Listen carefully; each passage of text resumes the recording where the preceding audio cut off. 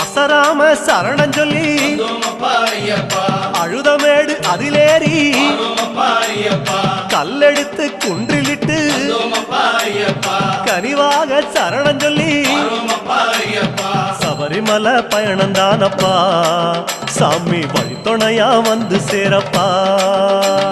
சபரிமலை பயணம் தானப்பா சாமி வழித்துணையா வந்து சேரப்பா. இஞ்சி பாற கோட்டையில இருந்து ஒரு பூச பண்ணி உடும்பார உச்சியில உட்கார்ந்து பூச பண்ணி கந்தமல ஜோதியானவா எங்க காவலாக வந்து சேரப்பா.